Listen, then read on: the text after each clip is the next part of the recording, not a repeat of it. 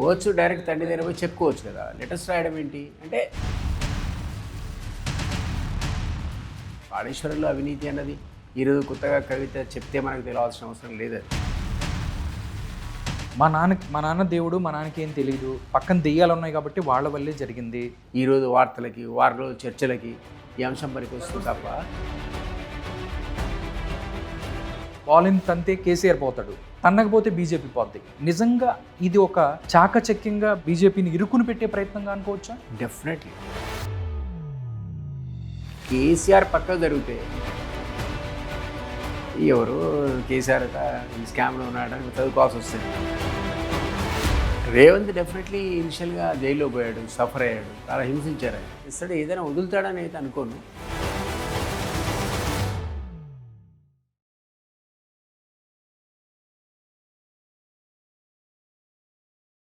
అందరికీ నమస్కారం. తెలంగాణలో పారిన కాళేశ్వరం నీళ్లు కేసీఆర్ కుటుంబంలో నిప్పులు పోశాయి, కుటుంబాన్ని ముక్కలు చేశాయి. కాంగ్రెస్ పార్టీ, రేవంత్ రెడ్డి ఈ టీం మొత్తం కలిసి ఇచ్చిన ఏదైతే కాళేశ్వరం కేసును సిబిఐకి అప్పగించిన తర్వాత ఏం జరగబోతుంది? కేసీఆర్ని అరెస్ట్ చేయబోతున్నారా? తెలంగాణ రాజకీయాలలో ఈ కాళేశ్వరం కేసు ఒక ప్రముఖ పాత్ర వహించి ఇక్కడి నుంచి తెలంగాణ రాజకీయాలని మార్పు చేయబోతున్నాయా? ఈ విషయాలు మనతో మాట్లాడటానికి కపిలవాయి దిలీప్ కుమార్ గారు ఉన్నారు. సార్తో మాట్లాడదాం, మరిన్ని విషయాలు తెలుసుకుందాం. నమస్కారం. నమస్తే సార్. ఒకే ఒక కాళేశ్వరం రిపోర్టు కేసీఆర్ కుటుంబంలో నిప్పులు పోసాయని చెప్పి మాట్లాడుతున్నారు, రెండుగా చీల్చాయి. కేసీఆర్ దేవుడు, ఆయన పక్కన దెయ్యాలు ఉన్నాయి అని చెప్పిన కవిత గారు ఆ దెయ్యాలు ఎవరో రివీల్ చేశారు. మీరు 3 నెలల ముందే చెప్పారు. సంతోష్ రావు ఆ దెయ్యం ఎవరని ఏదో ఒక ఇంటర్వ్యూలో అడిగితే చెప్పిన పరిస్థితి. ఇప్పుడు ఏం జరగబోతుంది అంటే ఏం చెప్తారు సార్? లిక్కర్ స్కామ్ లోపల కవిత ఇన్వాల్వ్ అయిన తర్వాత బీఆర్ఎస్ పార్టీ కానీ, కేసీఆర్ కానీ, కేటీఆర్ కానీ, హరీష్ కానీ, ఈవెన్ సంతోష్ కానీ ఆశించిన స్థాయిలో రెస్పాన్స్ ఇవ్వలేదు అన్నది ఆమె ఫీలింగ్ అయి ఉండొచ్చు. నిన్న ప్రెస్ మీట్ ఏదైనా మొదటి నుంచి కూడా ఆమెకు అసంతృప్తి అనేది ఉన్నది అని కనపడతా ఉంది. ఏ స్థాయిలో అయితే వాళ్ళు రియాక్ట్ కావాలో అట్లా రియాక్ట్ కాలేదన్నది ఒకటి. ఆమె అరెస్ట్ తర్వాత తెలంగాణ అంతా అగ్గి రాజుకుంటుంది అది ఇదేనంత ముందు చాలా సందర్భాల్లో చాలామంది చెప్పారు. అది ఇది జరగలేదు, ఏ కారణమైనా కావచ్చు. బట్ ఆ టైప్ ఆఫ్ మొబిలైజేషన్ పార్టీ చేయలేదు, ఆ విధమైన కాల్స్ కూడా ఇవ్వలేదు ప్రొటెస్ట్కి, అది జరగలేదు కూడా. క్రమక్రమంగా ఆమె జైలు నుంచి తిరిగి వచ్చిన తర్వాత కూడా బెయిల్ మీద ఎయిర్పోర్ట్లో ఆమెను రిసీవ్ చేసుకున్నాడు జాగృతి కార్యకర్తలే తప్ప బీఆర్ఎస్ వాళ్ళు ఎవరు లేరు. అంటే అది ఆ డిస్టెన్స్ మెయింటైన్ చేయడానికి కేసీఆర్ అనేవాడి యొక్క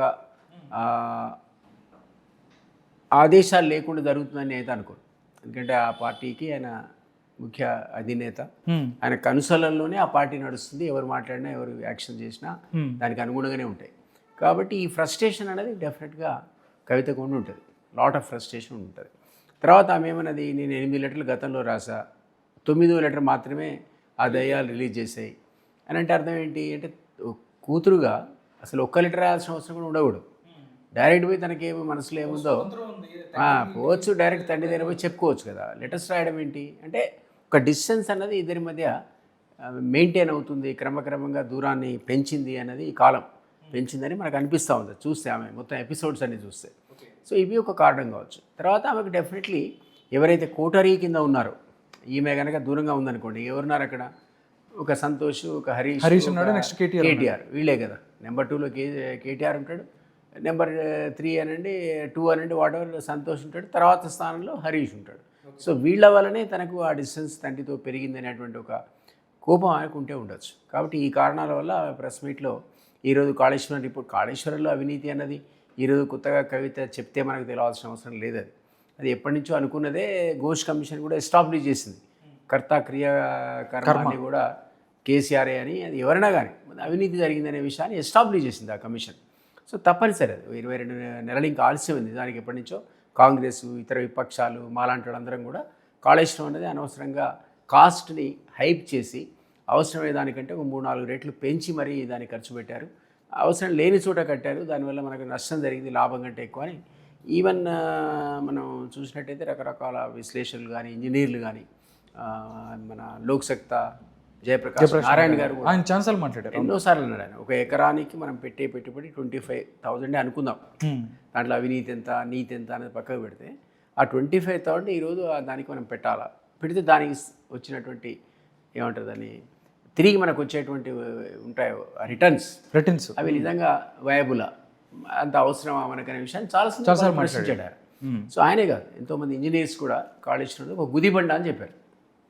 సరే, కాళేశ్వరం 30 కోట్ల 40 కోట్ల అనేది పక్క పెడితే 50 కోట్ల పక్క పెడితే అందులో అవినీతి అనేది కలిపితే అది 1,00,000 కోట్లు చేరి ఉండొచ్చు. సో కాళేశ్వరం ప్రాజెక్ట్ మంచిదా కాదా అనేది కూడా మంచిదే అనుకున్నా కూడా అది కుంగిపోయింది. వాళ్ళ కర్మకి కరెక్ట్ ఎలక్షన్ ముందు కాళేశ్వరం కుంగింది. అది కుంగడం వల్ల ఇటు కవిత అరెస్ట్ కావడం వల్ల లిక్కర్ స్కామ్లో ఈ రెండు ఆ పార్టీని ఒక విధంగా కుదిపేసాయి ఎలక్షన్స్ ముందు. దాని ఇంపాక్ట్ తీవ్రంగా ఎలక్షన్స్ మీద పడ్డది. అది వాళ్ళకు రిజల్ట్స్ లోపల మనం చూసాం. వాళ్ళు అధికారం అది వాళ్ళు మళ్ళోసారి అధికారంలోకి వస్తారనుకున్న సందర్భం. ఎందుకంటే టెలిఫోన్ ట్యాపింగ్ చేస్తూ మీరేం మాడుతున్నారు నేనేం మాడుతున్నాను అందరూ వినేసి అంతా విని కూడా ప్లానింగ్ వాళ్ళు చేసుకోలేకపోయారంటే అంత ఇంపాక్ట్ ప్రజల లోపల ఉండడం వల్లనే ఇవన్నీ కూడా వాళ్ళు చేసినటువంటి రకరకాల చెడు యాక్టివిటీస్ అన్నిటిని కూడా ఓవర్కమ్ చేసి ప్రజలు పక్కకు వాళ్ళని నెట్టేశారు. సో ఇది మనం చూడాలి. కాబట్టి ఇది ఒక ఆస్పెక్ట్ కింద తీసుకుంటే కవిత చెప్పే దాంట్లో పెద్దగా మనం ఆశ్చర్యపోవాల్సిన విషయాలు ఏమీ లేవు, మనకు కనపడుతున్నాయి. ఆయన పక్క సంతోష్ ఉన్నాడు, కేటీఆర్ ఉన్నాడు, హరీష్ ఉన్నాడు, వాళ్ళకి ఇచ్చిన ప్రాధాన్యత కూతురికి ఇవ్వట్లేదు.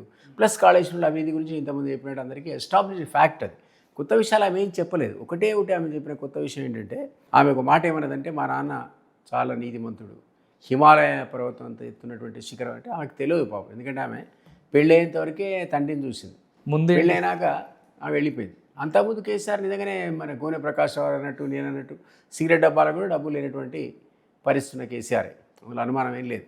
ఉద్యమకాలంలో చాలా కష్టాలు పడ్డాడు, మేము కూడా చూసాం దగ్గరుండి.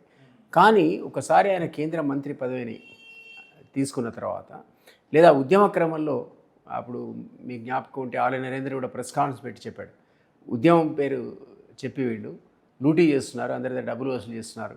అవి నారాయణ శ్రీ చైతన్య కాలేజీలే కావచ్చు, లేదా లక్ష నాగళ్ళు పెడుతుందా అన్న రామోజీ ఫిల్మ్ సిటీ, ఇవన్నీ తర్వాత సైలెంట్ అయిపోయారు. వాళ్ళు ఉద్యమ క్రమంలోనే సైలెంట్ అయ్యారు. ఎంతోమంది ఫిల్మ్ నిర్మాతలు కూడా మీ జ్ఞాపకం ఉంటే షూటింగ్ కూడా చేసుకోవడానికి వీలు లేకుండా ఉద్యమకారులు అడ్డుకునే సందర్భాలు మనం చూసాం.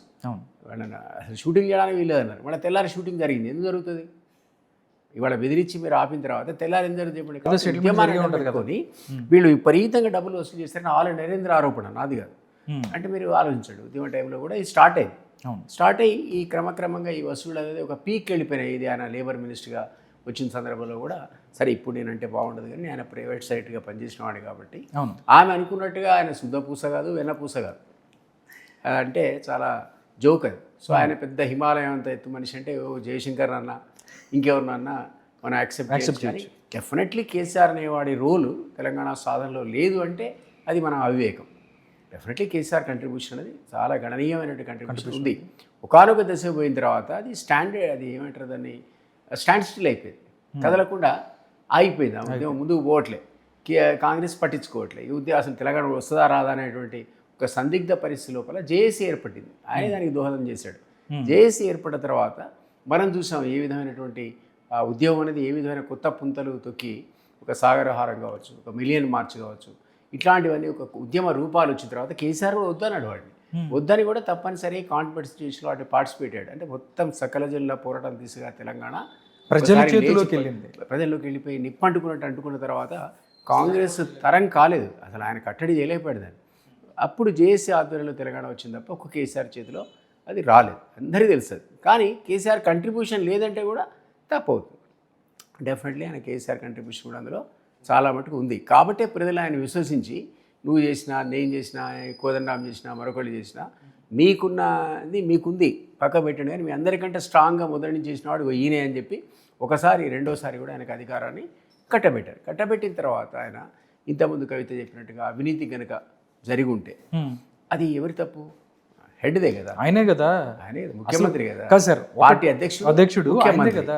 అంటే నిన్న ఆవిడ మాట్లాడింది కూడా రెండు విషయాలు సార్. చెప్పండి. ఒకటి, మా నాన్న దేవుడు, మా నాన్నకి ఏం తెలియదు, పక్కన దెయ్యాలు ఉన్నాయి కాబట్టి వాళ్ళ వల్లే జరిగింది. దాంతోపాటు ఇంకొక మాట కూడా అన్నారు ఆవిడే, అంటే అసలు కేసీఆర్ మీద సిబిఐ ఎంక్వైరీ చేస్తే అసలు ఏం చేస్తుంది, ఇక్కడ భూమి బద్దలవ్వాలి మొత్తం తెలంగాణ అంతా అని చెప్పి మాట్లాడిన పరిస్థితి. కేసీఆర్ మీద కానీ దేశంలో చాలా పెద్ద పెద్ద ముఖ్యమంత్రుల మీద కూడా ఇలాంటి సిబిఐ ఎంక్వైరీలు జరిగినాయి, జైలు కూడా వెళ్ళారు. కేసీఆర్ దానికి అతీతుడు కాదా అని చెప్పి ఆవిడ అభిప్రాయం ఏం చెప్తారు? ఒకటి మరి ఆమెకు తెలుసో తెలియదో నాకు తెలియదు. నేను సిబిఐ ఎంక్వైరీ అనేది ఇది కేసీఆర్కు కొత్త కాదు. అంతకుముందు కూడా సిబిఐకి సంబంధించి సహారా స్కామ్ లోపల సిబిఐ ఆయన ఇన్వెస్టిగేట్ చేసింది. ఆయన ముఖ్యమంత్రిగా ఉండగా నేను అప్పటికి ఆయనతో విభేదించి బయటకు వెళ్ళిపోయా. నన్ను కూడా ఇన్వెస్టిగేట్ చేసింది సిబిఐ. ఆయన దగ్గరికి పోయి ఇన్వెస్టిగేట్ చేసింది. నన్ను ఇన్వెస్టిగేషన్ తర్వాత దాదాపు మార్నింగ్ 9 గంటలకు వచ్చి రాత్రి 9 గంటల వరకు మద్రాసు నుంచి వచ్చిన సిబిఐ బృందం ఒక 10 మంది అధికారులు నన్ను వర్చువల్లీ గ్రిల్ చేశారు ఆ స్కామ్ గురించి. వర్చువల్లీ ఆమె తెలియకపోవచ్చు, సిబిఐ ఆల్రెడీ ఇన్వెస్టిగేట్ చేసిన విషయం. చేసిన తర్వాత వాళ్ళకు నా దగ్గర అవసరం ఉన్న ఇన్ఫర్మేషన్ పూర్తిగా లభించలేదు. కాబట్టి ఇది కేసీఆర్ను కూడా అడిగితే తప్ప ఈ కేసు యొక్క ఇన్వెస్టిగేషన్ పూర్తి కాదు, ముందుకెళ్ళదు కేసు అనుకున్న సందర్భంలో వాళ్ళు నెక్స్ట్ 1 month తర్వాత నేను పేపర్లో చూసాను. ఏది స్టాండర్డ్ పేపర్ అయిన హిందూలో వచ్చింది, CBI team comes from Chennai and grills the chief minister అని. అంటే మార్నింగ్ 9 నుంచి రాత్రి 9 దాకా నాలాగానే చీఫ్ మినిస్టర్ కూడా గ్రిల్ చేస్తుంది. సో సిబిఐని ఈయన ఫేస్ చేయడం అనేది ఇది మొదటిసారి కాదు. చీఫ్ మినిస్టర్గా ఆయన ఆల్రెడీ సిబిఐ బృందాన్ని ఎదుర్కొన్నాడు. సరే, ఆ సిబిఐ బృందం యొక్క ఇన్వెస్టిగేషన్ ఏమైంది, అది ఎటు పోయింది అనేది ప్రస్తుతం అది అప్రస్తుతం. అది తర్వాత మనం మాట్లాడుకుందాం. కానీ కాబట్టి కొత్త కాదు, ఆమెకు తెలియకపోవచ్చు అంటున్నాను నేను. ఓకే, ఒకటి సార్, కాంగ్రెస్ పార్టీ కావచ్చు, రేవంత్ రెడ్డి గారు కావచ్చు, చాలా తెలివిగా ప్లాన్ చేశారు. బాల్ తీసుకెళ్ళి బీజేపీ కోర్టులో పెట్టారు. బీజేపీ బాల్ని ఆడింది అనుకోండి, బాల్ని తంతే కేసీఆర్ పోతాడు, తన్నకపోతే బీజేపీ పోద్ది. నిజంగా ఇది ఒక చాకచక్యంగా బీజేపీని ఇరుకుని పెట్టే ప్రయత్నంగా అనుకోవచ్చా? డెఫినెట్లీ కేసీఆర్ని ఇరుకున పెట్టే పద్ధతిలో ఆయన మొదటి నుంచి కూడా అరెస్ట్ చేస్తాం, అది చేస్తాం, కుటుంబానంతా జైలుకు పంపిస్తా అని అనుకుంటూ వచ్చిన సీఎం కరెక్ట్గా లోకల్ బాడీ ఎలక్షన్స్ లోపల ఈ నివేదిక వచ్చింది. ఈ నివేదికను అనుసరించి ఆయన A to Z అంతా ఆయనే అని ఒకసారి ఘోష్ కమిషన్ చెప్పిన తర్వాత ఆయన అరెస్ట్ చేయాలి, లేదా హరీష్ని చేయాలి, లేదా ఈటలు చేయాలి. ఈ కాంటెస్ట్ లోపల ఆయన చాలా తెలివిగా పొలిటికల్ మైలేజ్ కోసం తీసుకెళ్ళి ఎక్కడ పెట్టాడు, ఇది అసెంబ్లీలో పెట్టాడు. అసెంబ్లీలో మొత్తం చర్చ జరిగారు, అందరం చూసాం, అంత ఏం జరిగిందని కూలంకుషంగా అందరికీ వివరించబడ్డది. ఇప్పుడు ఇక యాక్షన్ తీసుకోవాల్సిన బాధ్యత ప్రభుత్వం మీద ఉంది. చాలా తెలివిగా ఆయన దీన్ని ఏం చేశాడు, సిబిఐకి చెప్పాడు. ఇక్కడ సిబిఐతో మామూలు స్టెప్ కాదు, మొదటి స్టార్లే చేయాలి. ఇన్వెస్టిగేషన్ బిగినింగ్లోనే ఘోష్ కమిషన్ వేయకుండా సిబిఐకి అప్పచెప్పాలి. ఈ పాటికి ఒక కొలిక్ వచ్చేది. అట్లా చేయకుండా ఆయన ఏం చేశాడు, అసలు అందులో ఉన్న నిజాలు వాస్తవాలు ఏంటో తెలుసుకుందాం అనే ఉద్దేశంతో ముందు కమిషన్ వేశాడు. కమిషన్ ఈరోజు ఇన్ని రకాల విచారణలు చేసి ఎస్టాబ్లిష్ చేసిన ఫ్యాక్ట్స్ని సిబిఐ కానీ, ఏసీబీ కానీ, విజిలెన్స్ కానీ ఎవరైనా కానీ దాన్ని ఇప్పుడు తారుమారు చేసే పరిస్థితి లేదు. కాబట్టి ఖచ్చితంగా చర్యలు తీసుకోవాల్సింది. ఆ చర్యలు తను తీసుకునే బదులు సిబిఐ మీద నెట్టాడు. చాలా తెలివిగా చేశాడు. డెఫినెట్లీ, ఎందుకంటే అది కనుక ఆయన తనే అరెస్ట్ చేసి ఉంటే లోకల్ బాడీలో సింపతి ఇచ్చి ఉండేది, నెక్స్ట్ ఎలక్షన్లో సింపతి ఇచ్చి ఉండేది. మన దగ్గర అంతా సింపతి ఉంటుంది. పెద్ద పట్టించుకోరు ఎవరు కరప్షన్ గురించి. జనం దేశంలో ఏదో ఆ రోజు వింటారు, తెల్లారి వింటారు, ఆ తర్వాత అయ్యో పాపం అంటారు. సో ఆ సైకాలజీ ఉన్న ప్రజల లోపల వాళ్ళ మూడు తెలిసిన ముఖ్యమంత్రి ఈరోజు తను దాన్ని అనవసరంగా బ్లేమ్, మీరు అంటే ఆ బాల్ అనేది తన దగ్గర ఎందుకని తీసుకెళ్ళి శుభ్రంగా బీజేపీ కోర్టులో పెట్టాడు. సో సిబిఐ ఇప్పుడు అది దాంట్లో ఉన్నటువంటి సాక్ష్యాధారాలు మార్చలేదు, యాక్షన్ తీసుకోకుండా కూడా ఉండలేదు. ఫర్దర్గా అది వెరిఫై చేసుకొని అవును నిజమే అనుకోవాల్సిందే అని వెంటనే అరెస్టులు ఎవరిని చేయాలో వాళ్ళు చేయాల్సిన పరిస్థితి తీసుకొచ్చాడు. కాబట్టి ఒక రకంగా చాలా తెలివిగా సీఎం డెసిషన్ తీసుకోవడానికి అయితే అనుకుంటా. సార్ ఇంకొకటి సార్, మిగతాది ఏంటంటే కవిత గారు నిన్న మాట్లాడుతూ ఎవరైతే ట్రంప్ కార్డ్గా ఉంటాడో, ఒక రకంగా బీజేపీ కూడా చాలామంది చెప్తుంటారు, చాలాసార్లు హరీష్ రావు ఎవరైతే ఉన్నారో ఆయనకి మీకు అవకాశం ఇస్తామో, మీరు రండి మా పార్టీలోకి, మీరే సీఎం అని కూడా చాలాసార్లు చెప్పిన ప్రయత్నం. కానీ ఎవరైతే హరీష్ రావు గారు ఒక నిబద్ధతో అక్కడే ఫ్యామిలీతోనే ఆయనతో పాటే ఉన్న పరిస్థితి. కానీ ఈరోజు చూసుకుంటే ఆయన ఏదన్నా పార్టీలో ఏదైనా జరిగితే ట్రంప్ కార్డ్ లాగా వచ్చి క్లియర్ చేస్తారు అని చెప్పి కూడా మాట్లాడుకుంటున్న పరిస్థితి. ఇలాగా ఉన్న దగ్గర హరీష్ రావు మీద బురద చల్లటమో లేకపోతే ఎంతవరకు కరెక్టు? ఇప్పుడు ఆల్రెడీ ఒక కూటమిలాగో లేకపోతే ఒక గ్రూప్ లాగా కూడా హరీష్కి సంబంధించి ఉన్నది అని చెప్తుంటారు. కేసీఆర్కి దగ్గరగా ఉన్న వ్యక్తిగా నిజంగా ఒక గ్రూప్ లాంటిది ఏమైనా ఉందా, లేకపోతే ఇలాంటి ఈ సిచ్యువేషన్ హరీష్ ఏ విధంగా ముందుకు తీసుకెళ్తారని మీరు అనుకుంటున్నారు? అవునన్నా కాదన్నా, బీఆర్ఎస్ టీఆర్ఎస్ మొదటి నుంచి కూడా 3 వర్గాలే. ఒకటి హరీష్ వర్గం, ఒకటి కేటీఆర్ వర్గం ప్లస్ కేసీఆర్ వర్గం, కేటీఆర్ ప్లస్ కేసీఆర్, మూడోది కవిత వర్గం. ఈ 3 వర్గాలుగా ఆ పార్టీ ఉద్యమకాలం నుంచి కూడా 2009 నుంచి 2007 వరకు ఈ పిల్లలు లేరు. వీళ్ళిద్దరు కూడా 2007 ఒకళ్ళు, 2008లో ఒకళ్ళు వచ్చారు. అంటే మొదటి అర్ధభాగం కూడా 14 సంవత్సరాల పోరాటం, సుదీర్ఘ పోరాటంలో 8 ఏళ్ళు ఈ పిల్లలు లేరు. తర్వాత కాలంలో 6 to 7 years వాళ్ళు యాక్టివ్గా పార్టీలో పార్టిసిపేట్ అయ్యారు. ఆ సందర్భం నుంచి కూడా ఈ 3 వర్గాలు ఇక్కడ ఉన్నాయి. అది ఓపెన్గా ఉన్నాయి, ఇండైరెక్ట్గా ఉన్నాయి.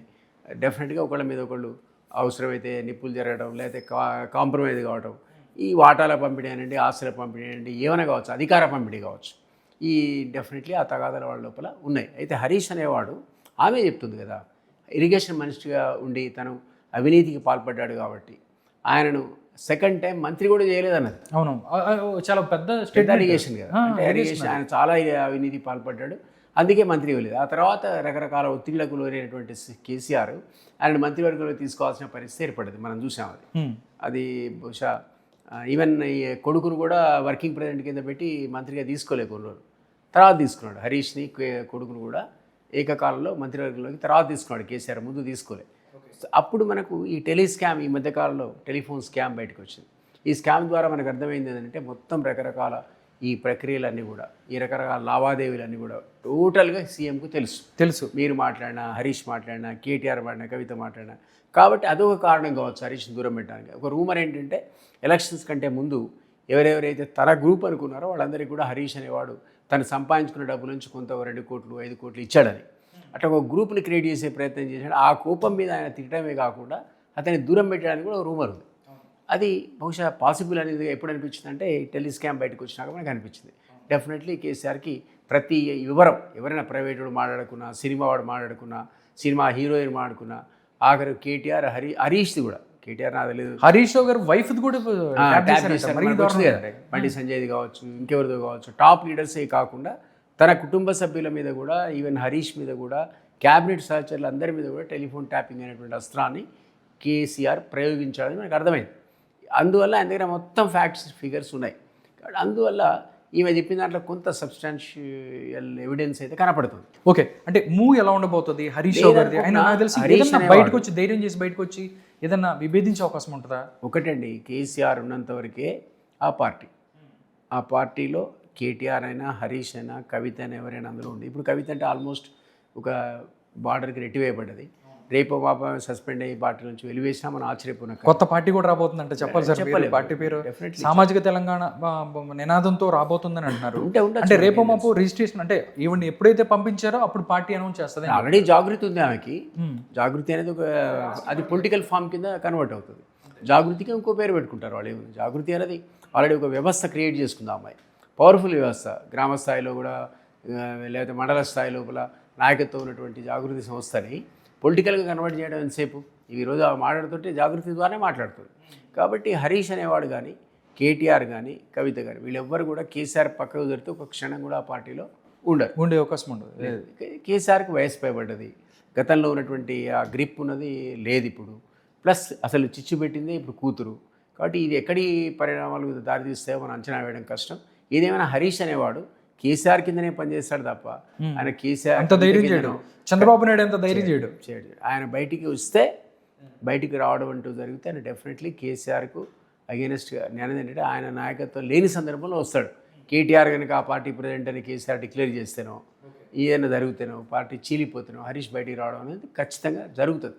ఆయన అందులో ఉండడు. వేరే నాయకత్వాన్ని అంగీకరించడు. ఏంటంటే వేరే వాళ్ళ నాయకత్వాన్ని హరీష్ అంగీకరించడు, కవిత కూడా అంగీకరించదు. మనందరికీ తెలుసు నెక్స్ట్ కేసీఆర్ తర్వాత ఎవరంటే కేటీఆరే కదా. ఆ నాయకత్వాన్ని వీళ్ళిద్దరు అంగీకరించరు. కాబట్టి మీకు కేసీఆర్ పక్కకు జరిగితే అది 3 ముక్కలు అయిపోతుంది ఆ పార్టీ. సార్ ఇంకోటి కూడా గ్రౌండ్లో ఒకటే జరుగుతుంది. అంటే ఏదైతే కాళేశ్వరంకి సంబంధించో లేకపోతే టెలిఫోన్ ట్యాపింగ్కి సంబంధించి అవినీతి ఆరోపణలు వచ్చిన తర్వాత బీఆర్ఎస్ పార్టీ ఏదైతే ఉందో దాని యొక్క ప్రభావం తగ్గిపోతుంది అని తెలుసుకున్న తర్వాత ఒకవేళ ఫ్యూచర్లో కేసులు వస్తే కాంగ్రెస్ పార్టీ ఇప్పుడు అధికారంలో ఉంది, బీజేపీకి వెళ్లకుండా ఈవెన్నే బయటికి పంపించి వీళ్ళే ఒక పార్టీ పెట్టించే ప్రయత్నం చేస్తున్నారు. పవర్ ఒకవేళ వీళ్ళకి ఏదైనా ఇబ్బంది కేసీఆర్ అరెస్ట్ అయితే మొత్తం ఆ పార్టీ కేడర్ మొత్తం జాగృతి వైపు నుంచి ముందుకు తీసుకెళ్లే ప్రయత్నం జరుగుతుంది అని చెప్పి గ్రౌండ్ లెవెల్లో ఉంది. అవకాశం ఉందంటారు అసలు? అంటే బీఆర్ఎస్ ఎడిపోతుందని మీ ఉద్దేశం? జాగృతికి కేడర్ కానీ మొత్తం వీళ్ళే ఆ ఫామ్ తీసుకెళ్ళే అవకాశం ఉందంటారు సార్? కొంతమంది పోతారు, మనకు తెలియదు ఏముంది. ఒక పార్టీ కొత్తగా పెట్టినప్పుడు ఈ పార్టీ నుంచి కొందరు పోతారు, బయటి పార్టీ నుంచి కొందరు వస్తారు. ఓకే, మనం చూసాం కదా, మన దగ్గర షర్మిల గారు పార్టీ పెట్టింది. అవును, మనందరం ఆశ్చర్యపోయాం, ఇదేంటి తెలంగాణకు ఆమెకి ఏం సంబంధం, ఎందుకు తిరుగుతున్నా అనుకున్నాం, తిరిగింది సడన్గా దుకాణం ఎత్తేసి మళ్ళీ ఆంధ్రాకి పోయింది. అట్లా ప్రతి పార్టీ అప్పుడు కూడా తిరిగే వాళ్ళని చూసాం కదా మనం. తెలంగాణలో కూడా ఆమె పడి తిరిగే క్యాడర్ చూసాం. చాలామంది ఉన్నారు. ఆశ్చర్యపడ్డాం మనం, ఇదేంటి ఈ క్యాడర్ ఎక్కడిది, ఈ జనం ఎక్కడిదని. సో అట్లా ఏ పార్టీ అయినా మీరు పెట్టండి, పొలిటికల్ పార్టీ పెడితే కాస్త కూస్తో తిరిగే వాళ్ళు ఉంటారు, దానికి ఏం తక్కువ లేరు. కాబట్టి ఆమెకు కొంచెం బెటర్ ఇమేజ్ ఉంది జాగృతి వల్ల. సంస్థాగత నిర్మాణం ఇంతకుముందు చెప్పా కదా, సంస్థాగత నిర్మాణం ఉన్న పటిష్టంగా ఉన్నటువంటి ఒక సంస్థ ఏదంటే జాగృతి. దాన్ని మీరు పొలిటికల్ కలర్ ఇచ్చేస్తే దాంట్లో ఇమ్మీడియట్గా క్యాడర్ రెడీ ఉంటుంది, రెడీమేడ్ క్యాడర్ ఉంది అక్కడ. ఇంకా కొందరు మీరు అన్నట్టు బీఆర్ఎస్ నుంచి వస్తుండొచ్చు, మీరు అరెస్ట్లే జరిగితే నిస్రోగులు అయినటువంటి వాళ్ళు కొందరు లాయలిస్టులు ఉంటారు, కేసీఆర్కే లాయలిస్టులు ఉంటారు, హరీష్ దగ్గర పనిచేయనంటారు. కొందరు కేటీఆర్కే లాయలిస్టులు ఉంటారు, ఆయన బీఆర్ఎస్లో ఉంటా అంటాడు. కొందరు లేదు మేము ఉండం, కేసీఆర్ లేకపోతే ఉండలేము అంటారు. వాళ్ళంతా కూడా మైగ్రేట్ అయిపోతే కొత్త పార్టీలో పోవచ్చు, బీజేపీ పోవచ్చు, కాంగ్రెస్ పోవచ్చు, ఆర్ మీరు అన్నట్టు జాగృతి కూడా మైగ్రేట్ కావచ్చు. కాబట్టి అది వెరీ డిఫికల్ట్. మనం ఆమె ఏ స్టెప్ తీసుకుంటుందో చూస్తే కానీ మనకు అర్థం కాదు.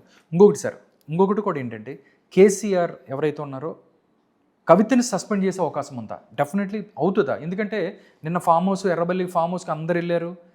ఇలాంటి సిచ్యువేషన్స్ ఎందుకంటే కేసీఆర్ గారు పక్కన పిఎస్గా మీరు చాలా రోజులు ఉన్నారు. ఆయన చూపు ఏ విధంగా ఉంటుంది, ఎలాంటి స్టెప్స్ చేస్తారు అనేది మీరు ఈజీగా ఊహించగలరు. డెఫినెట్గా మీరు ఎలాంటి స్టెప్ తీసుకొని ముందుకు వెళ్ళబోతాడు అంటాడు కేసీఆర్ అంటే ఏం చెప్తారు మీరు? ఒకటి, ఆయనకు ఎంత వాత్సల్యం కేటీఆర్ మీద ఉందో అంతే వాత్సల్యం కూతురు మీద కూడా ఉంది ఆయనకి ఉంది. కాబట్టి వెరీ డిఫికల్ట్ టు గెస్. ఎందుకంటే నాకు తెలిసి ఆయన యాక్షన్ తీసుకోకపోతే వీళ్ళు ఊరుకునేటట్లేరు. వీళ్ళంతా కూడా ఆయన మీద ప్రెషర్ పెట్టేట్టున్నారు. సహజంగా అయితే కేసీఆర్ ఇవన్నీ ఇగ్నోర్ చేస్తాడు, ఇప్పటివరకు చేశాడు కదా. అవును, ఎప్పుడు మాట్లాడుకోండి రోజుల నుంచి ఎన్నో రకాల కామెంటరీ చేసిన, ఎన్నో రకాల అలిగేషన్స్ పెట్టింది. ఇప్పటికి కూడా తండ్రిని వెనకేసుకొస్తున్నా. మా నాన్న చాలా గుళాశంకరుడు, హిమాలయం అంతా ఉన్నది, మా నాన్న తిండి కూడా సిబిఐ ఏంటి, సిబిఐ అట్లాంటి గొప్ప నీతిమంతుడి మీద సిబిఐ ఏంటని మాడుతున్నా. Even now she is trying to defend. కానీ మనందరికీ తెలుసు, ఎవరైతే ముఖ్యమంత్రి స్థానంలో ఉంటారో, ఎవరైతే నాయకుడి స్థానంలో ఉన్నాడో అతనికి తెలియకుండా ఏం జరగకూడదు. నెంబర్ 1. జరిగినా అతని బాధ్యత వహించాల్సింది ఆ నాయకుడే తప్ప కింది వాళ్ళు కాదని మనందరికీ తెలుసు. అది ఆమె యాక్సెప్ట్ చేయట్లా, వీళ్ళందరికీ పంచే ప్రయత్నం చేస్తుంది దానికి. సో అది ఎంతవరకు పబ్లిక్ యాక్సెప్ట్ చేస్తారు, లేదా ఇన్వెస్టిగేషన్ ఏజెన్సీస్ ఎంతవరకు యాక్సెప్ట్ చేస్తారో మనం చూడాలి.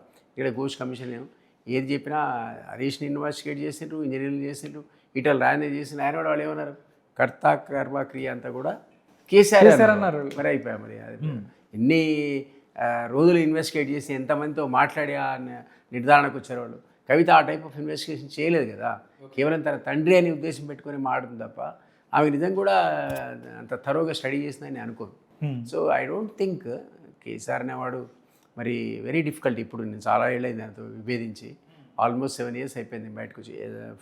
అందువల్ల గెస్ చేయడం కష్టం, కానీ ఆయన ప్రవర్తన సీఎం అయిన తర్వాత కొంచెం మారి ఉంటుంది కదా. ఓకే. సో బట్ ఏదైనా నాకు తెలిసి మాత్రం ఇద్దరంటే ఎంత పుత్ర వాత్సల్యం ఉందో అంత కూతురి మీద కూడా ఆయనకు వాత్సల్యం ఉంటుంది.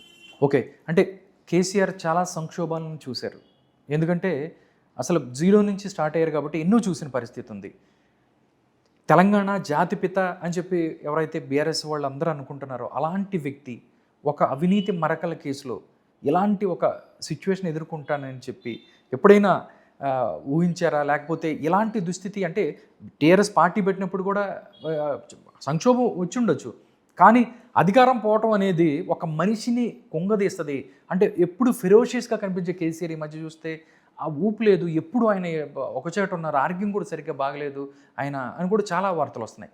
నిజంగా ఈ సిచ్యువేషన్ని క్యాపబుల్గా డ్రైవ్ చేయగలుగుతారా లేదా అంటే ఏం చెప్తారు సార్? ఒకటి, కేసీఆర్ అనేవాడికి ఏం కొత్తగా సంక్షోభాలు, రాజకీయ సంక్షోభాలు ఆయన ఎన్నో చూశాడు. రాజకీయ అవినీతి ఆరోపణలు చాలా వచ్చాయి ఆయన మీద. ఇంతమంది అన్నట్టు సిబిఐ దగ్గరికి ఒకసారి ఆయన్ని బ్రహ్మాండంగా ఇన్వెస్టిగేట్ చేసిపోయింది.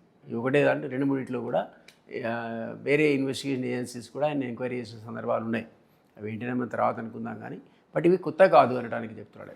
ఈ సంక్షోభాలు ఆయనకి కొత్త కాదు, ఆయనకు అది ఎదుర్కోవడం అనేది ఆ విల్ పవర్ తనకు ఉంది. అయితే ఒకటి ఏంటంటే, రాజకీయాల్లో మీరు ఎవరిని కూడా రైట్ ఆఫ్ చేయలేరు. ఈ మనిషి పని అయిపోయింది అని ఆయన బతుకునేంత వరకు మీరు రాయలేరు, అట్లా చెప్పలేరు. ఎప్పుడు ఎలా తిరుగుతుంది, ఎట్లా తిరిగి వస్తారో, ఏ రకంగా రీబార్న్ అవుతారో మనం చెప్పలేము. ఒకప్పుడు కాంగ్రెస్ 27 సీట్లు ఉండేవి రాజశేఖర టైం లోపల. ఓకే. తర్వాత అధికారంలోకి వచ్చాడు ఒక్కసారి లేచి. బీజేపీకి 2 ఎంపీ సీట్లు ఉండేవి దేశవ్యాప్తంగా. ఒక్కసారి 3 సార్లు అధికారంలోకి వచ్చేటువంటి ఆ స్థాయికి అటల్ బిహారీ వాజ్పేయి అనండి, ఆ తర్వాత అనండి మోడీ అనండి తీసుకొచ్చారు కదా. అప్పుడు వాజ్పేయి ఆధ్వర్యంలో కూడా 2 సార్లు 3 సార్లు ప్రధానమంత్రి అయ్యే స్థాయికి వచ్చారు వాళ్ళు 2 స్థానాల నుంచి. కాబట్టి ఎవరిని కూడా అయిపోయింది 2 స్థానాలే అని మీరు బీజేపీని రైట్ ఆఫ్ చేయలేరు, 27 స్థానాలే అని ఏం చేయలేరు. ఎన్టీ రామారావు లాంటి వాడు ప్రతిపక్షంలో కూర్చున్నప్పుడు ఐ డోంట్ రిమెంబర్, కానీ అప్పుడు కూడా చాలా తక్కువ సంఖ్యలో ఆయనకు సీట్లు వచ్చాయి. కానీ తిరిగి వచ్చినప్పుడు గతంలో కంటే ఎక్కువ వచ్చాయి, 225 సీట్స్ వచ్చాయి మళ్ళీ ఎలక్షన్స్. కాబట్టి ఎవరిని కూడా పాలిటిక్స్లో మీరు రైట్ ఆఫ్ చేయలేరు. కేసీఆర్ విషయం కూడా అదే. కాబట్టి ఏమిటి అంటే ఆయనకు హెల్త్ సహకరించాలి, ఆరోగ్యం సహకరిస్తే ఆయన యాక్టివ్గా తిరిగితే అప్పుడు ఆ ప్రభావం అనేది వేరే ఉంటుంది. కానీ అది ఎంతవరకు ఆయనకు ఆరోగ్యం బాగుందో కూడా మనకు తెలియదు. ఈ మధ్యకాలంలో చాలా రిపీటెడ్గా ఆయన హాస్పిటల్స్ పోతున్నాడు, ఇద్దరుకున్న ఆరోగ్యం లేదన్నది ఒక రూమరు, అది మనకు ఖచ్చితంగా నిర్ధారణగా చెప్పలేదు. కాబట్టి you can never say face చేయగలుగుతాడు అంటే అదే కొత్త కాదు అతనికి, ఈ సంక్షోభాలు చాలా చూసినవాడు కాబట్టి ఇది కూడా ఆయన ఎదుర్కొంటాడని అంటున్నాడు. ఇంకొకటి అన్ఫార్చునేట్లీ ఒక పొలిటికల్గా సెన్సేషన్ క్రియేట్ చేయడానికి ఈరోజు వార్తలకి, వారంలో చర్చలకి ఈ అంశం పనికొస్తుంది. కానీ ఆ తర్వాత మీరు హైకోర్టుకో ఎక్కడికో సుప్రీంకోర్టుకో పోయి బెయిల్ తీసుకొచ్చి ఇప్పుడు కవితగా బయటకు వచ్చింది, బెయిల్లో ఉంది కదా, మళ్ళీ ఆమె అరెస్ట్ కావడానికి ఎన్ని రోజులు పడుతుంది? ఆ టైంకు 10 ఏళ్ళు పడితే మీరు నేను ఆ విషయాన్ని మర్చిపోతాం. సో ఒకప్పుడు సుఖరామ్ ఈ దేశంలో మొదటి టెలిస్కామ్ దాంట్లో ఉన్నాడు ఆయన. సుఖరామ్ అనే మంత్రి ఫస్ట్ టైం స్కామ్ అందులో జరిగింది ఆయన పీరియడ్లో. ఆయనకు ఇక్కడికి పోయి అక్కడ పోయి ఆ కోర్టు ఈ కోర్టు సుప్రీంకోర్టు పోయేవరకల్లా ఆయనకు 92 ఏళ్ల వయసు వచ్చింది. 92 ఇయర్స్ బతుకున్నాడు. 92 ఇయర్స్కి జైలు శిక్ష చేశారు ఆయనకి. చేస్తే ఆయన పట్టుకొని అరెస్ట్ చేసి ఆ జైల్లో పెట్టగానే 6 నెలలకు హార్ట్ అటాక్ వచ్చి చచ్చిపోయాడు 92 ఏళ్లకు. నేను కూడా తెలియదు అసలు, నాకు అప్పుడే తెలిసింది ఈ దేశంలో సుఖ్రామ్ అనే వాడి పీరియడ్లో ఒక టెలిస్కామ్ జరిగింది తెలుసా? అది చెప్తున్నా. అట్లా ఇది కూడా 20 ఏళ్ల తర్వాత మర్చిపోతారు. ఎవరు కేసీఆర్ అట ఈ స్కామ్లో ఉన్నాడని చదువుకోవాల్సి వస్తాం, అది నిర్ధారణ అయితే అది కూడా, లేకపోతే మర్చిపోతారు. కాబట్టి దానికి సెన్సేషనల్ వాల్యూ ఉంటుంది. పొలిటికల్గా రేపొద్దున వాళ్ళు ఏమైనా స్టెప్ తీసుకోవాలంటే వీళ్ళు ఆల్రెడీ దొంగలు అనేటువంటి దాంట్లో ఓట్లు పడకపోవచ్చు తప్ప, బట్ డెఫినెట్లీ ఒక కోర్టు ద్వారా పనిష్ అయ్యి వాళ్ళ జైలుకి పోయి తద్వారా ఏదో జరుగుతుందని అనుకుంటే మాత్రం, అంటే ఇప్పుడున్న సిస్టమ్ నేను తప్పుపట్టడం కాదు, అన్ఫార్చునేట్లీ ఆ సిస్టంలో ఆ విధమైన వెసులుబాట్లు ఉన్నాయి. ఒకదాని తర్వాత ఒకటి అప్పీల్ చేసుకునే పరిస్థితి. కాబట్టి బెయిల్కి వచ్చేంతవరకే గందరగోళం.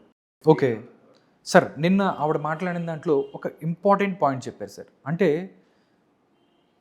ఎవరైతే సంతోష్ రావు ఈయన ఎక్కువ డబ్బులు తిన్నారు అని చెప్పిన పరిస్థితి ఉంది సార్. సిబిఐ ఎంక్వైరీ స్టార్ట్ చేస్తే ముందు కవితనే పిలుస్తుంది, నీ దగ్గర ఏమున్నాయో అంటే ఆల్మోస్ట్ ఆవిడే బయటకు వచ్చి మాట్లాడి చెప్పింది కదా సార్. దాంతోపాటు ఈరోజు ఎవరైతే ధర్మపురి ఆయన ఉన్నారో అరవింద్ ఉన్నారో ఆయన కూడా మాట్లాడారు, నువ్వు ఎటు కూడా ఇప్పుడు సిబిఐ కేసులో లెక్కర్స్ కేసులో వెళ్తుంటావు కదా, ఒకే టికెట్ మీద ఈ టికెట్ మీద కూడా వెళ్ళి నువ్వు ఇది సేమ్ టికెట్ మీద వెళ్ళి దీనికి సంబంధించిన కూడా ఇచ్చిరా అని చెప్పి ఆయన ఒక వెటకారంగా చెప్పిన పరిస్థితి. అంటే ఆల్మోస్ట్ సిబిఐకి ఒక క్లూ ఇచ్చిందని చెప్పొచ్చా, లేకపోతే ఏం జరుగుతుంది అంటే ఆమెను కూడా విచారించే అవకాశం ఉందా సిబిఐ? కష్టమండి, అది జనరల్ స్టేట్మెంట్. అది ఓకే జనరల్ స్టేట్మెంట్. ఫాదర్ గురించి తెలుసు, అక్కడ ఉండేటువంటి సిస్టమ్ తెలుసు, ఎవరు ఆయన కలుపుతారు ఎవరు కలపరు, ఎందుకు ఆయన అపాయింట్మెంట్స్ ఇస్తాడు ఎందుకు ఇవ్వడు, ఎవరు ఆయన దగ్గర తీసుకుపోతారు అనేటువంటి తెలిసింది. కాబట్టి ఒక హరీష్కు కేటీఆర్కి సంతోష్కే ఎవరినైనా కలిపే శక్తి, ఎవరి దగ్గర డబ్బులు మాట్లాడే శక్తి ఉంది కాబట్టి ఆ మాట అన్నది. వేరే వాళ్ళతో సాధ్యపడదు కాబట్టి అన్నది. అంతేగాని స్పెసిఫిక్గా ఈ కేసులు ఇంత తీసుకున్నారు అంత ఇచ్చారు ఇంత తినేశారని చెప్పాలి. దాంతోపాటు ఇరిగేషన్కి సంబంధించి ఇంజనీర్ల దగ్గర కూడా 100 కోట్లు దొరికాయి కదా. కాబట్టి అవి దృష్టిలో పెట్టుకుని అన్నా, ఇద్దరు ఇంజనీర్లు టచ్ చేస్తేనే 1000 కోట్లు తిన్నారంటే మరి మా ఫాదర్కి ఎట్లా తెలుస్తుంది అంటే తప్పదు. Overall incharge KCR. ఆయన ఈజ్ ద లీడర్ కదా. సో అందువల్ల ఇన్వెస్టిగేషన్ సందర్భంలో మనం చూడాలి ఘోష్ కమిషన్. మరి నేను కూడా నిజానికి మొత్తం పేజీలు చదివితే మనకు అర్థమవుతుంది. అది ఆమె చెప్పినంత మాత్రాన సిబిఐ పరిగెత్తుకుని పోయి ఇన్వెస్టిగేట్ చేయడము, లేకపోతే ఆమె అన్నదానికి ఉందని వదిలేయడమో చేస్తుందని అయితే అనుకోరు. థరో ఇన్వెస్టిగేషన్ ఉంటుంది సిబిఐది. సో దానికి ఆధారాలని ఆల్రెడీ ఘోష్ కమిషన్ రెడీ చేసి పెట్టారు. సో దానికి క్రాస్ వెరిఫికేషన్ చేసుకుంటూ ముందుకు పోతుంది ఆ ఇన్వెస్టిగేషన్.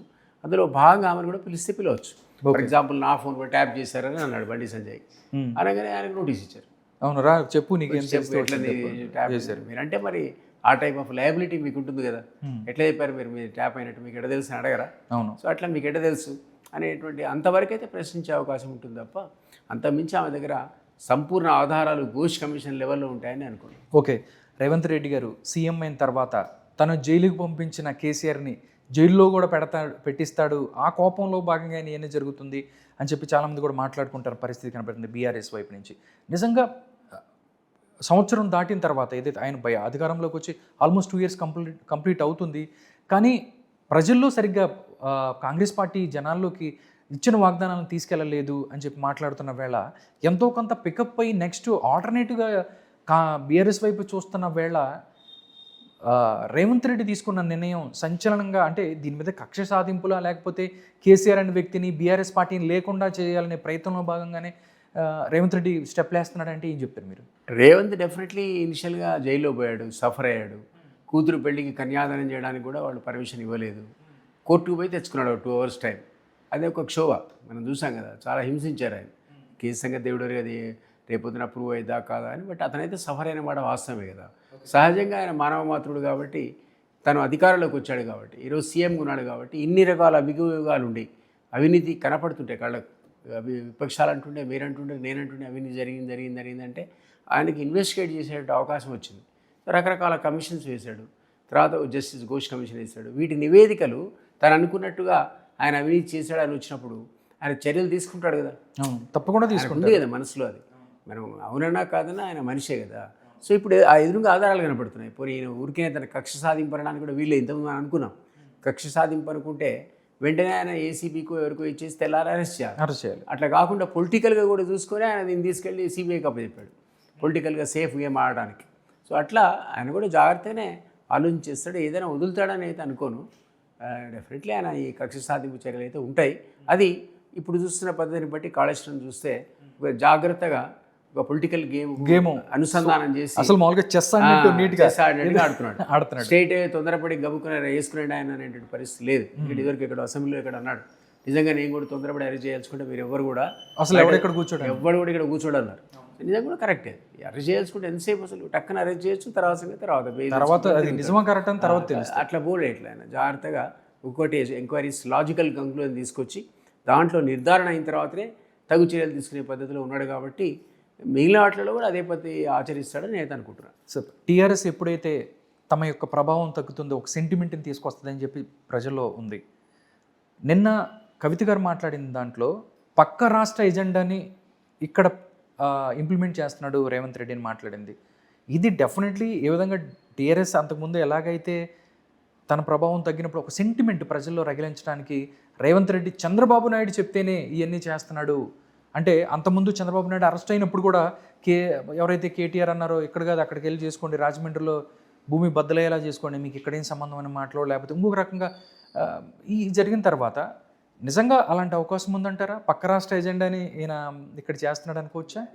చంద్రబాబు నాయుడు ఇన్ఫ్లుయెన్స్ చేస్తున్నాడు. నేను కాంగ్రెస్ మనిషిని కాదు, అయినా కూడా నా ఉద్దేశంలో ఆ రాష్ట్ర ఎజెండా ఇక్కడ ఇంప్లిమెంట్ చేయాల్సిన అవసరం కాంగ్రెస్ కానీ రేవంత్కి ఉందని అనుకోను. నేను వేరే పార్టీలో ఉండి కూడా మాట్లాడు అంటే ఇక్కడ అజెండా ఇక్కడిది, ఇక్కడ ప్రియారిటీస్ ఇక్కడివి, అక్కడే.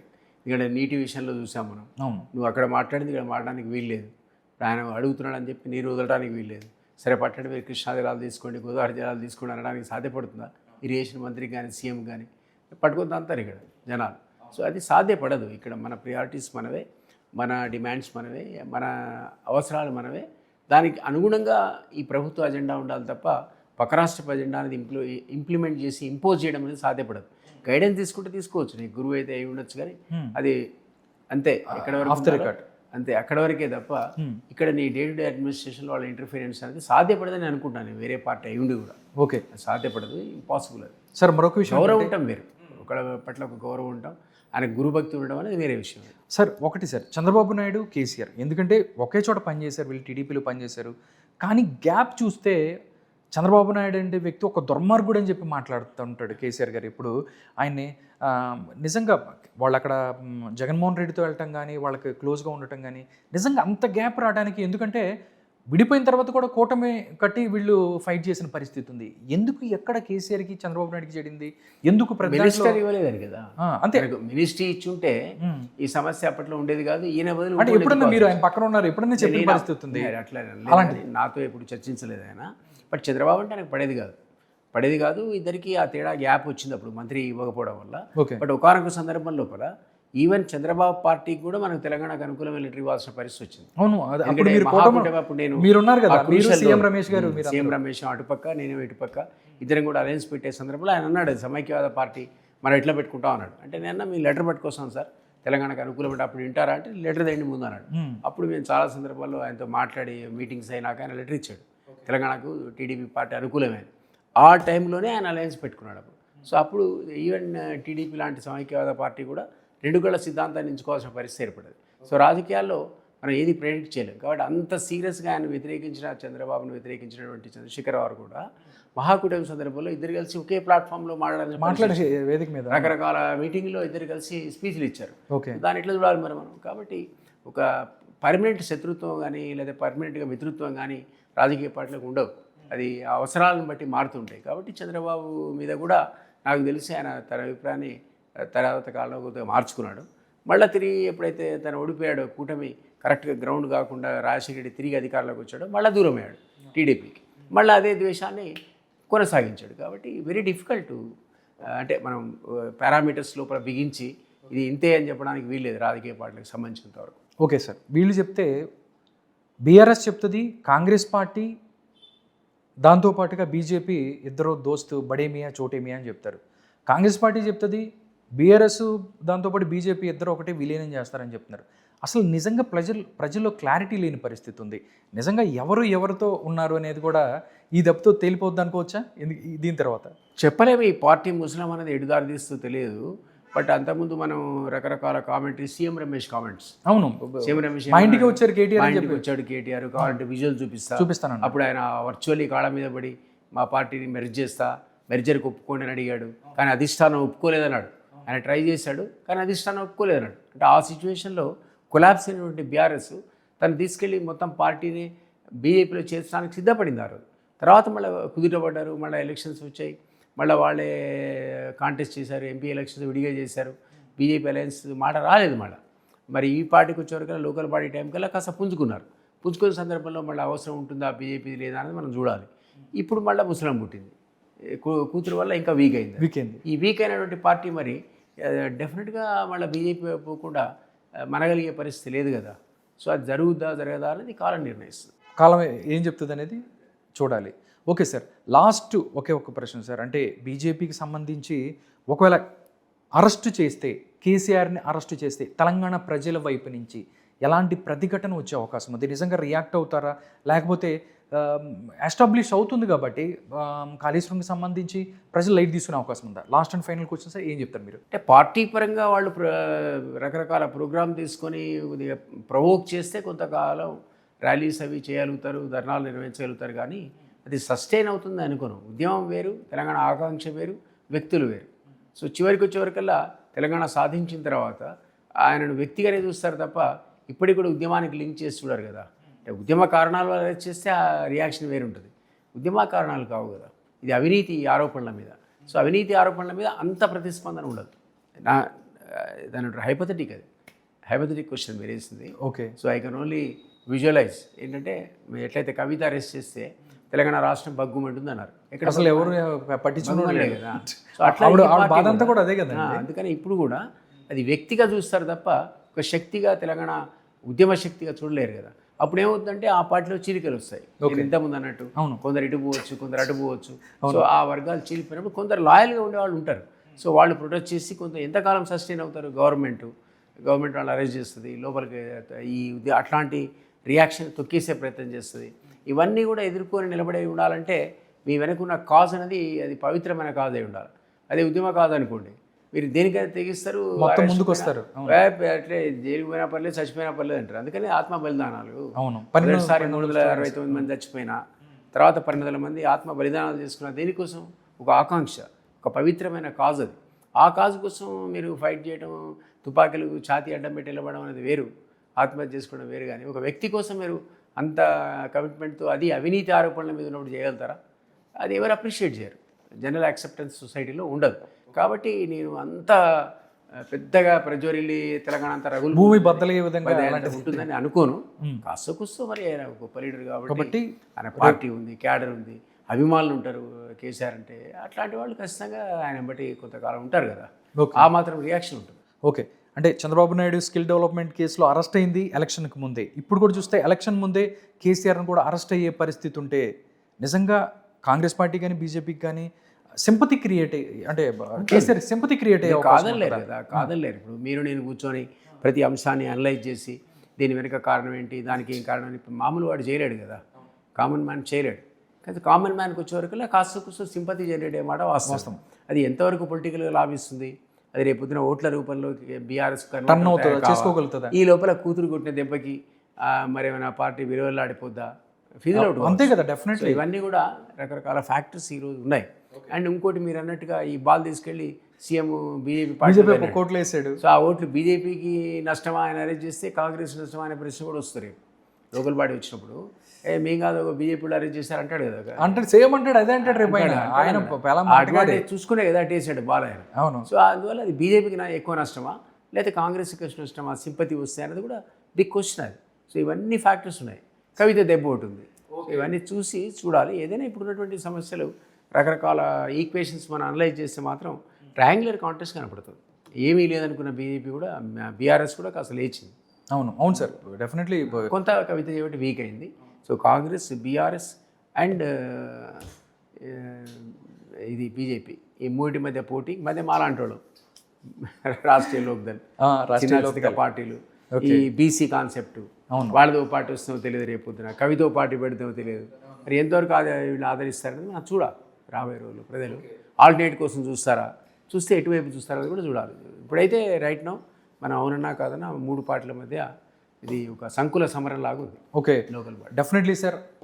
తెలంగాణ రాజకీయాలు నిజంగా చూస్తే ఒక రసకందాయంలో ఉన్నాయని చెప్పొచ్చు. ఏం జరుగుతుందో ఏంటి అనేది వెయిట్ చేద్దాం. Thank you so much Dilip Kumar గారు, ప్రస్తుత రాజకీయ అంశాల మీద ఈ యొక్క రెస్పాన్స్ని తెలియజేశారు. నమస్కారం అండి. Thank you very much.